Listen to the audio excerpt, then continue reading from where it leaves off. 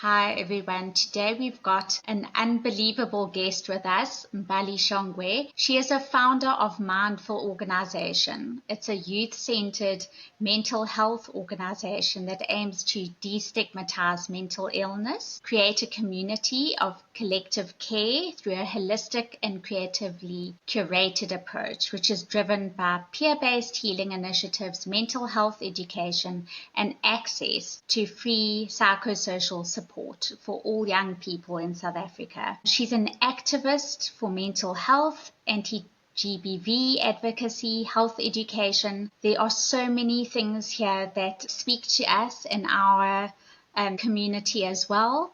And I'd like to hand over now to speak about some of your unbelievable achievements. Thank you so much for having me today. I'm really honored to be on this platform. I think I've been very blessed that throughout my advocacy journey, I have gotten some recognition for the work that I've been doing, which has been very humbling and affirming along the journey. I was honored as one of New 24 Young Mandelas a few years ago in the social justice category, basically having a look at the work I do across the sector in social justice. And also one of my key achievements, I believe, is the My Voice for Justice Award, because it came very early on in my career, just as I was gaining my feet, and it was awarded by DNA for Africa, who's an amazing NGO doing work in the DNA justice space and really just innovative, groundbreaking work. And they awarded me this for my work speaking towards the DNA backlog and my advocacy when we were working towards passing and lobbying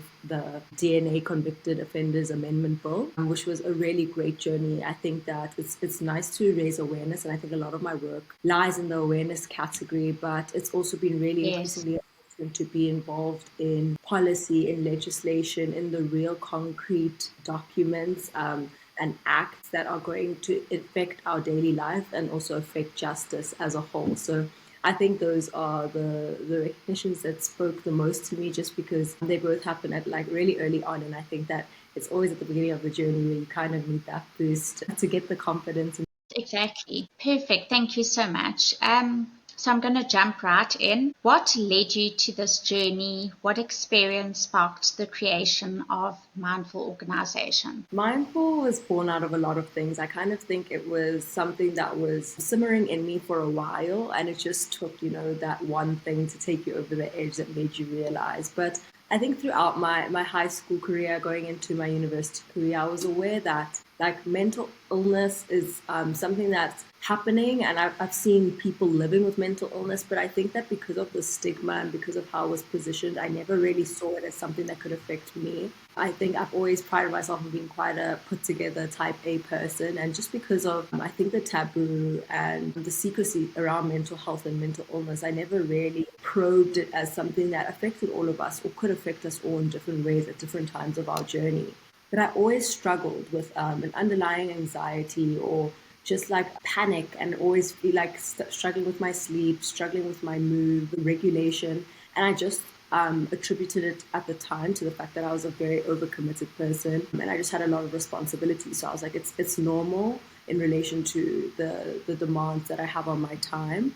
But as I moved into university space and think having less of a structured environment, I found myself really crumbling and just struggling to show up for myself on a daily basis. And I think it's at that point when I wasn't able to, get out of bed, when I wasn't able to complete tasks that I usually would breeze through, I realized that my mental health and what I was experiencing was a bit more serious than I had given it credit for. And so that's when I started to investigate my mental illness and get, formally diagnosed. And that was just like a private journey that I went through during my first year of university. Then in my second year of university, I experienced a traumatic incident, and I wasn't at home, and all of my medical treating team was in Johannesburg. And so I was looking for support resources as a student with very limited funding. I was just like, what can I do? So I went to all of the campus resources that were available, and they were there, not to say that they didn't exist, but they were just so high in demand and so over inundated with people having these requests. And so from the time I had inquired and wanted some support, I was only able to get a session 6 months in advance. And I think that for me was like a light bulb, because way I was struggling was immediate. I mean, I ended up getting, yeah, I had to go home and I had to get crisis intervention support at home. But I realized that that's such a luxury, like for me to get on a plane to go to Joburg to go and see a psychiatrist. Not a lot of people have that luxury, and it just made me think about how the majority of students dealing with their mental health, what are the resources, and what is the culture around mental health and mental illness. I think in university spaces, it's quite glamorized. I mean, we struggle and then we go out drinking or partying, or you just go and hang out with your friends. There's not really a culture about, okay, let's get to the bottom of this, or let me talk to somebody in a real way about it. It was kind of like, oh, we're all struggling and this is the 20s and this is just how it is. And I really struggled with that rhetoric because I realized for me, it really allowed a toxic cycle to play out, and I needed my family's Absolutely.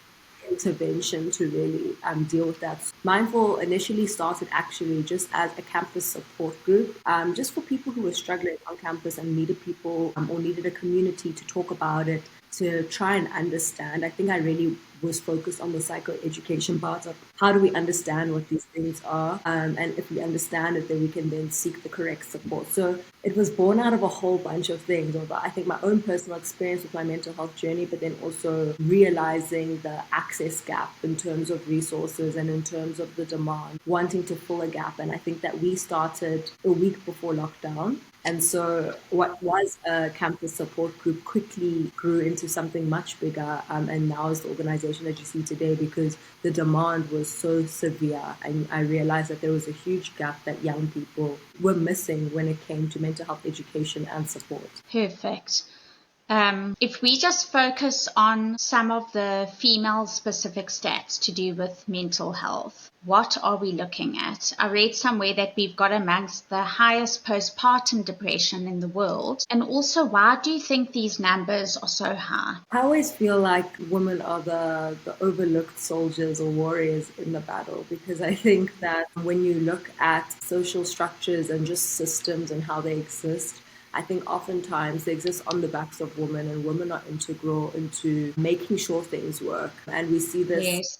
family setting where women are the pillar, and the providers in terms of emotional support, in terms of care. And I think that the gender care economy for me would be the best description of why we see worse stats for women, is because women have been put in care roles across society. So you're a carer in your family, but also you would find that in a workspace, maybe there's an intern who's still coming to you for help, or there's another female colleague who's coming to you for help. If you're in a community space, like a religious space or a sports space, there's that interplay of trying to lean on each other for support. And so because women are deemed carers, I feel like there's a lot of emotional burden put on our shoulders. Oftentimes, care work's not really viewed as work, and so people aren't really understanding that labor and that it needs regulation, that it needs boundaries, that it needs rest. And I think that oftentimes, because of the responsibilities that we hold, we're unable to speak up when we have our own needs, or we have an incident that is occurring for us. Because if you're the person that everyone goes to for this type of support, where do you go to when it's your turn? I mean, when you speak to postpartum, I mean, there's also the whole genetic and biological factors that we have to think about. I mean, across our lives as women, hormones are fluctuating, and it's, in society, we're getting to a better place where the language and the understanding of things like menstruation and just our cycle and the changing hormones are way more like they broadly spoken about, and we have a better understanding, and it's not just, oh, women are emotional, but we don't speak about those emotional changes and how deeply they like affect us. I mean, I know that some people on their periods go into a deep depression where it's like almost scary, and it can be dangerous at times. And I think the hormonal factor has a lot to play, and during pregnancy, how much your hormones change after pregnancy. I think women are very complex beings that have a lot going on at different times of their lives, and are constantly evolving from a biological standpoint, but also a societal standpoint. And there hasn't been enough intervention or support to protect us in that sense. I don't think that we've designed a care system or a healthcare system that speaks to the specific needs of women, which is very bizarre given how different our biology is to men and how different the emotional regulation and the need is for that extra support and care. Yeah, absolutely. I wanted to have a look at our youth, which is categorized from 15 years old to 24 years old. According to UNICEF, 73% needed mental health support. Only 38% actively sought help, and apparently 1 in 4 have suicidal thoughts. I'm not sure what the female component of that is, but regardless, it's clear that we have a global problem. What are your thoughts about that? I think that that's why I find myself working specifically in youth, because I feel like it's such a pivotal time in the development of a person. I think that, your identity really is formed during this 15 to 24 gap or age group, where you're trying to find your interests, you're trying to find your community, you're trying to dictate your future as well, trying to dream and see where you want to be or who you want to be in this life. And because of that, I think that a lot of people do not want to admit when they're struggling because it's not socially deemed acceptable. And I think that community is a big part of this at this age. I mean, being young is all about approval. We can try to deny it, but there's just so much about wanting to fit in, wanting to be accepted. And so we try to stray away from anything that makes us different. I think that if any of us think about our high school years, we all had the same shoes, we all wore the same clothes, we all listened to the same music. It was just because we wanted to be a part of a whole and we wanted to be accepted and not deviate from anything that was what was socially acceptable at the time. And so if I'm now saying I'm depressed or I'm struggling with BPD, which is a mental illness, now that puts me apart from my peers and it puts me in a position where I may or may not be criticized or seen differently for that. And I think that's definitely what young people are afraid of. No one wants to be on the outskirts, and so they'll suffer in silence. And also, I think that social media has a huge role to play in this. I mean, I'm very interested to see 50 years time from now, like what the research will be about how much social media has changed the way we view our mental health or the way we enact our mental health.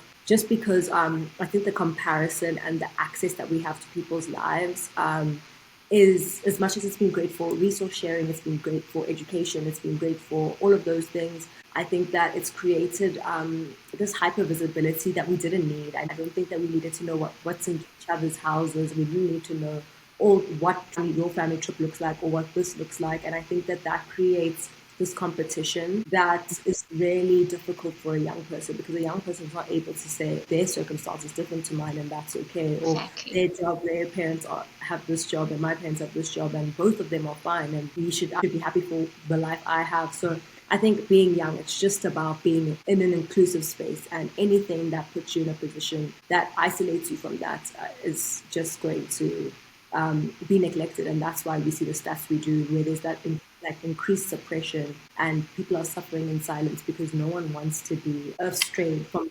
Absolutely. You're so right. You touched on communities just now. Can we explore the power of communities? I think in mental health care and regulation, it's essential. The whole idea that no man is an island, and even the most independent people, and I think that's a lesson I learned in my mental health journey, is that being independent and needing community are not mutually exclusive, not two separate things. I think as people, no matter who you are, you exist in an ecosystem. And even if you are a private person or an independent person, there is a time where you need somebody as well. There's nobody who's fully reliant on self, and nor should you be. And so I think in mental health care and aid and support, community becomes an essential pillar. For me, I believe it's one of the most essential pillars, because even in a situation where maybe you don't have access to professional treatment, or you're not in therapy, you're not on medication, and the situation is quite dire, community can do wonders for you. And not to say that community is a substitute for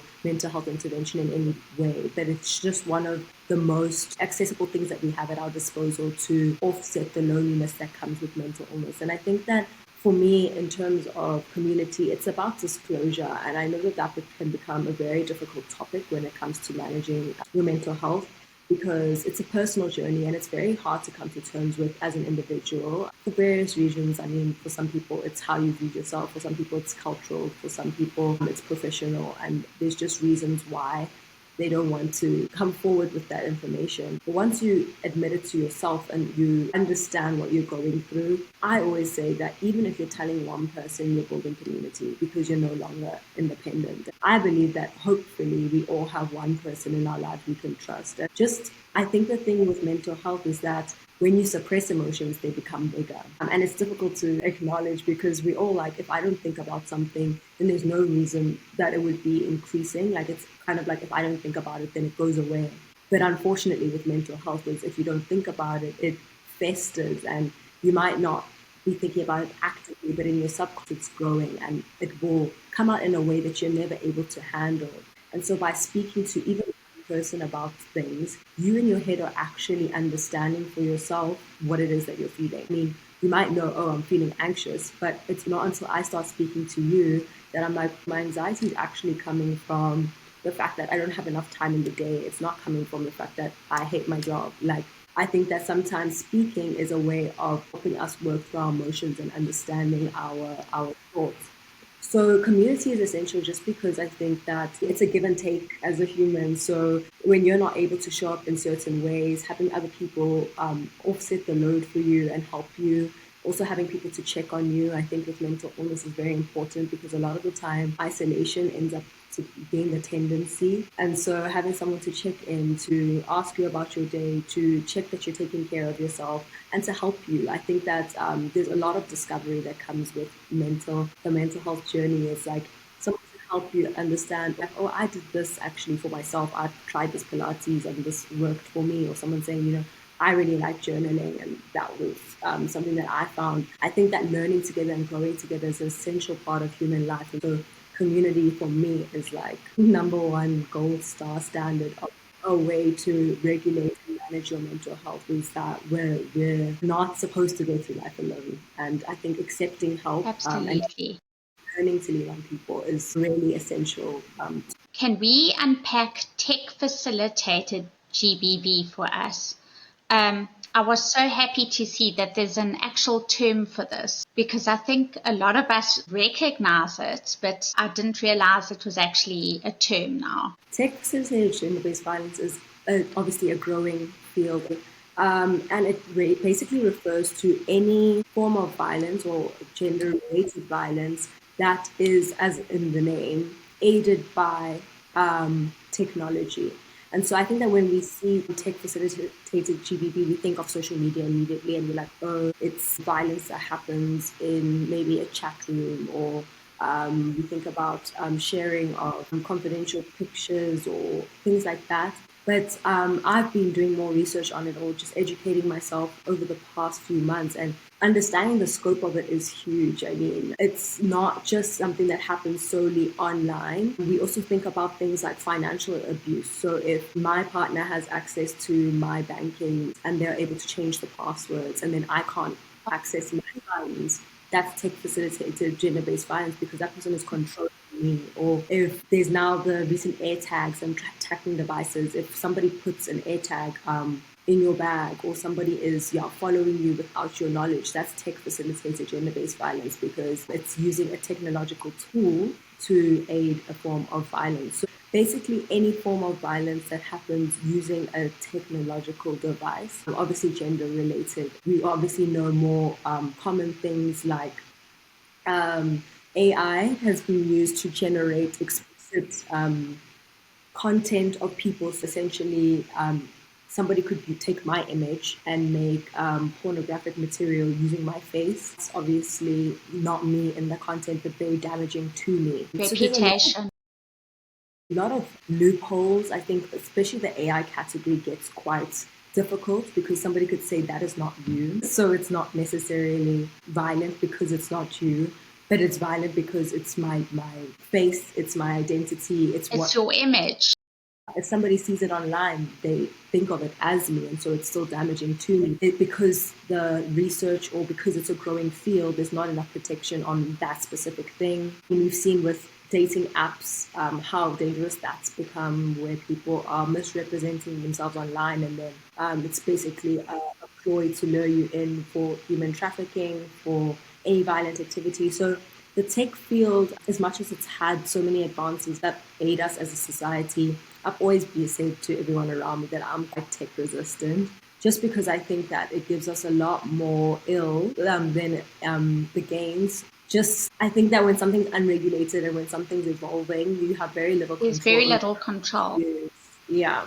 And so, like, some of the tech facilitated gender-based violence cases I was hearing of, I was like, someone has to be so intelligent to be able to even think to use technology that way. Or so intelligent or so evil. You don't even know what the balance is. So, yeah, it's a growing field. I think what the conversation has been is more legislation in the space to actually protect people with tech-related crimes, because, I mean, a crime on social media versus a crime in real life versus a crime anywhere is a crime, but there isn't enough protection for how is tech used specifically as its own separate agent or vector in facilitating crime. And I think that that's something that we'll see emerge and grow over the next few years, because it does need to be catered to very closely and specifically. Absolutely.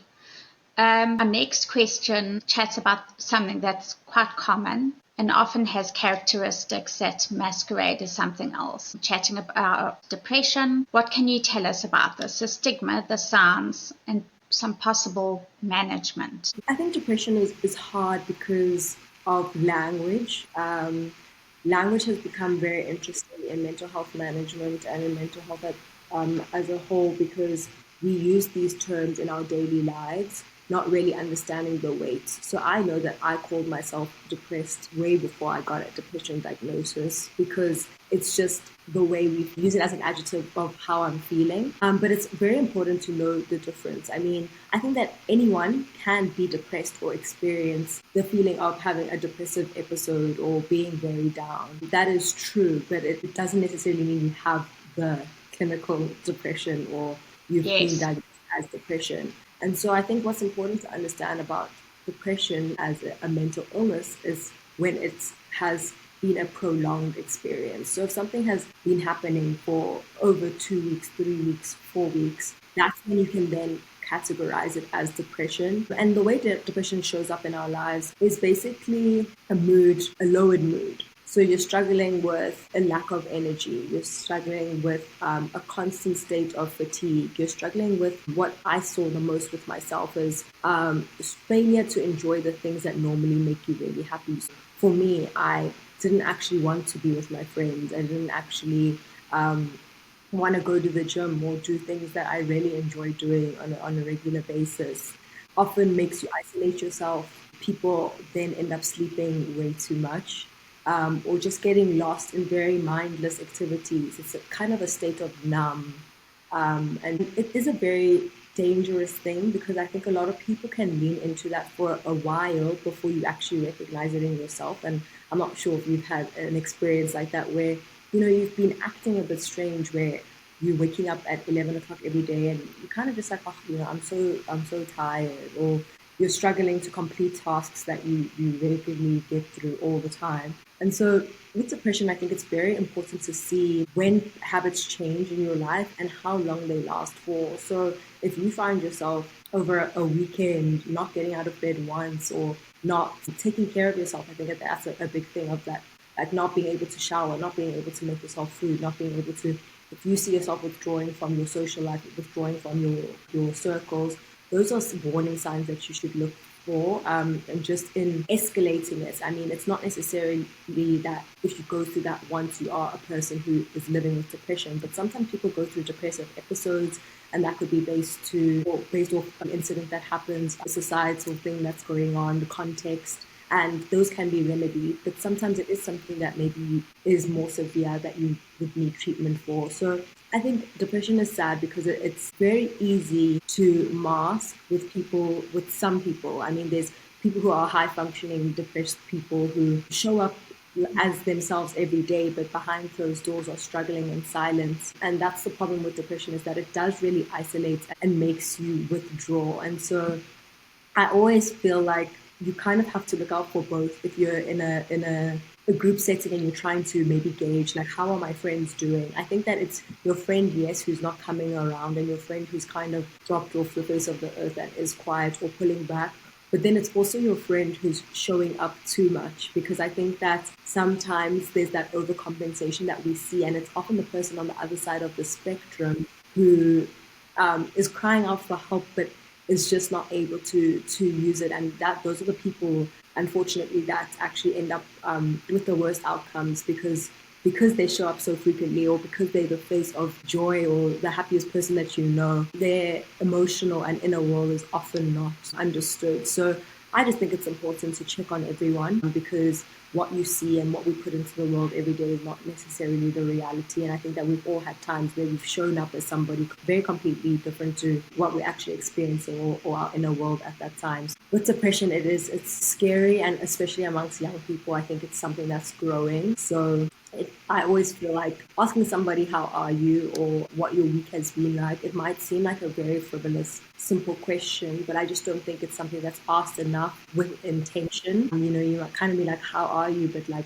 stopping again to ask somebody, how are you really? Or what's one thing that's been hard for you this week? Or what's something that you're struggling with this past month? Just being more inquisitive about people's lives is actually something that saves lives. And I don't think that we recognize it, but it's something that we need to start integrating into the way we go about our relationships, because a lot of people struggle in a way that's not necessarily visible to us. Absolutely, you're so right. That one question can change everything. Therapy isn't a luxury, it's a lifeline, and yet only 15% can access proper mental health care, which is shocking. How do you think we can change this? What can we do to facilitate this change?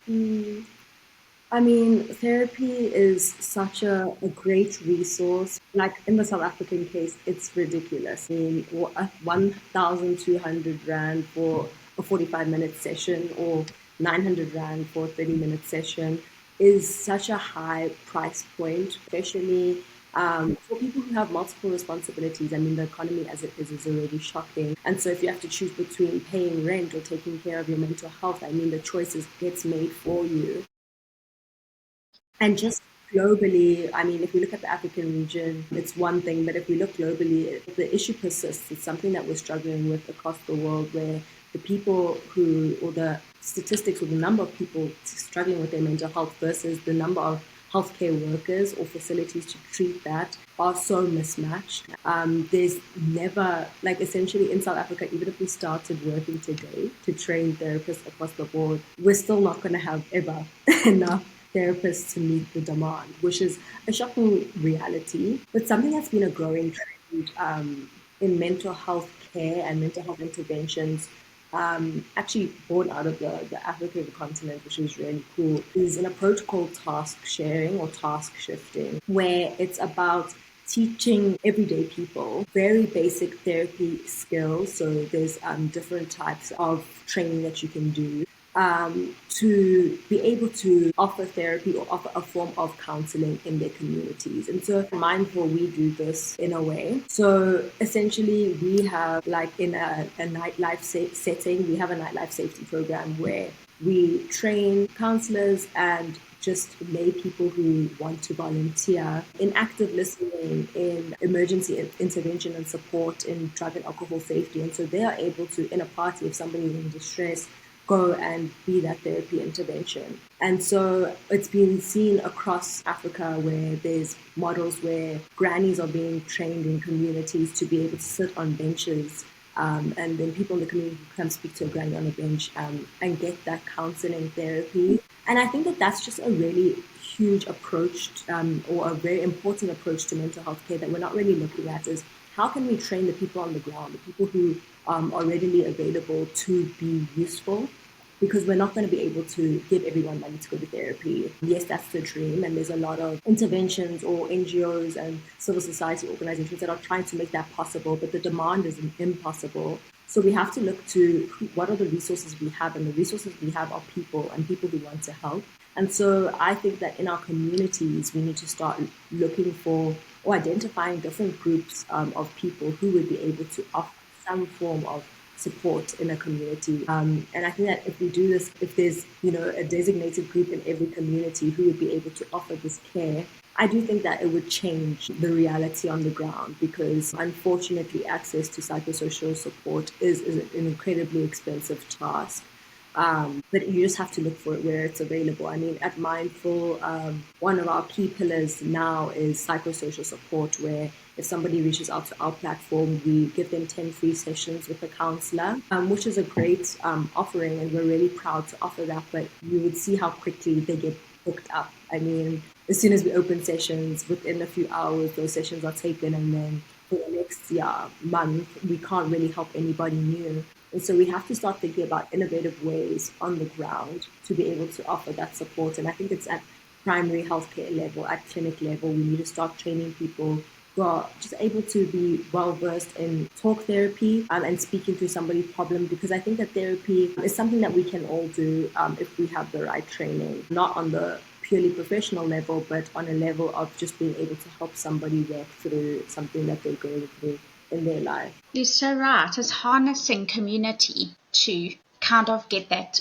first step of intervention. You just need that. Okay. When it comes to labels or struggling, us women often, well, we were speaking about this just now, often house it and internalize. We overcompensate. We people please. We often strive for perfection. Why do you think we do this? Do you think it's also generational? And are we getting better at creating boundaries and being more transparent? What I can say is yes, I do think it's getting better, which is an incredible thing to see. I do think that we spoke briefly about it earlier, about how, just the positioning of having a lot of responsibilities and having or being seen as the site of care becomes a very huge overwhelming, like a form of labor or a burden in some senses, and not in saying that we don't love giving care or offering care, but it also becomes hard when you have your own emotional needs that are being unmet. But I have seen an increasing trend. I'm very proud to be part of the generation I'm a part of, because I love to see the way that the way that women present, or the way that we show up in society, I think is really shifting. And there's this very big sense that women are now very powerful and very proud to own that power and to articulate our needs a lot more than before. And so you're seeing women at the front line of change across the world. So wherever there's a revolution, or wherever there is anyone lobbying for change, I think you'll often find that women are at the front line of that change, and they're demanding what they deserve. And I think that that's really great to see. I think that because of the way the world has changed, we've understood now that women's rights are human rights, and they're not separate from male rights. And it's not something that we can even begin to intellectualize or try to understand as a separate category. And so being able to be at the front line speaking about that stuff is very important. And I think that women are just very, I don't know what to say about it right now, but I think that there's a sense that we're not going to stop until our voices are heard. Now. And that deliberate nature and that intensity and that fierceness, I think, is really important, because for the longest time we've been viewed as meek or suppressed beings, or people who are very subordinate in some sense. Great that now the tide has changed and women are very outspoken, and women are very educated, which is important. I think education and the change in our opportunities and our access to education has also been important, because now we're able to articulate and advocate for exactly what it is that we need. We also understand our own experience, and we are owning our own lived experience. Obviously, we are still in an anti-rights era, so as much as the tide has changed and women have become vocal, we don't know how that's going to be received in the moving forward over the years, just because of the moral regression that's happening at the moment. But I do think that there'll be a massive change going forward because of youth and youth's understanding of these issues, so youth understanding of mental health and the whole rising trend in mental health awareness and care that's happening now. I think that will increase outcomes, but also, yes, the gender thing and the fact that women are now not seen as subordinate and will not be subordinate, and that will also change our responses to these type of things. Yes, absolutely. It's great to hear, because I also, um, you know, I have a daughter. So for me, it's extremely important that she breaks the cycles that I see are sometimes still there. But for the most part, I feel exactly like you do. I feel like things are changing. Yeah, 100%. Let's delve into the various layers of anxiety. So Yeah. coming from a high anxiety person, what's normal, what needs work, and how can we start supporting our nervous system when it's dysregulated and burnt out? Yeah. Anxiety is such a tough one because Such a tough one. it's so pervasive. Like, I am somebody who has a formal diagnosis of generalized anxiety disorder and major depression. And sometimes a question that comes is, like, which one, like, what do you struggle the most with? And I think that most people expect depression to be the one, because I guess depression is kind of the celebrity when it comes to mental illness. Everyone knows depression and everyone is aware of it. And so it's kind of the worst thing. But I always say, if you ask an anxious person, anyone who experiences anxiety on any level, anxiety will always be the number one struggle, just because of how much it affects the way you show up or the way you are. So I think with anxiety, it's basically a state of feeling unsettled or highly nervous or worried, but disproportionate to the situation at hand. So that's kind of the way it's been categorized. So it's normal to have anxiety if um, a robber is breaking into your house and you are anxious. That is normal because there is a threat and then there is a response. But with anxiety, and when it becomes a mental or biological thing, is when this alarm bell, your personal alarm system is saying, oh, there's something wrong, something wrong, something wrong. But then when you're looking for the threat or what triggered it, that thing is not there. And so that's kind of the way my psychiatrist described it to me, is essentially like your car's alarm system is broken, where it's just going off and it's panicking, saying danger, danger, danger, but there's no danger Exactly. at all. And I think that's it's a hard reality to exist in, because the way it affects your showing up in the world is quite intense. I mean, for me, it manifests in panic attacks, which I think is a very severe high end of the spectrum thing, where you actually feel as though you're having a heart attack. I can't breathe. I'm so dysregulated. I can't control my own self. For me, I also have a resting tremor. With some people, it ends up being a social thing. So some people are afraid of social spaces or can't perform in social spaces. I struggle quite a lot with social anxiety as well. I think that it's something that, if you're an anxious person, just does make you scared, because perception is scary on a regular day for anybody. And yeah, I think with anxiety and management, it really depends. Is it a clinically diagnosed anxiety? Because for that, I do believe like medical intervention is necessary, because you do need medicine or something that's going to be able to bring down that level for you to be able to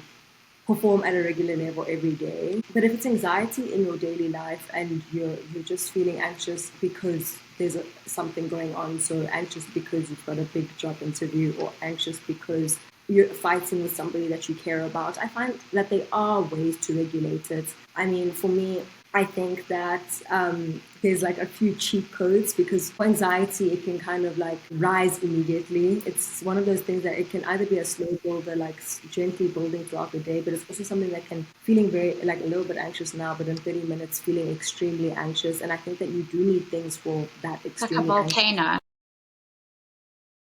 So something as simple as getting a lemon and cutting it into wedges and squeezing and just sucking the lemon is a great anxiety tool, just because I think anxiety needs that shock to your system. So they even say, if you're an anxious person and you're really struggling with your anxiety and you're somewhere where you could just sprint, like just one quick sprint, and shock your body, or if you could jump into a cold pool, or if you could do something to completely shock the system, Reset.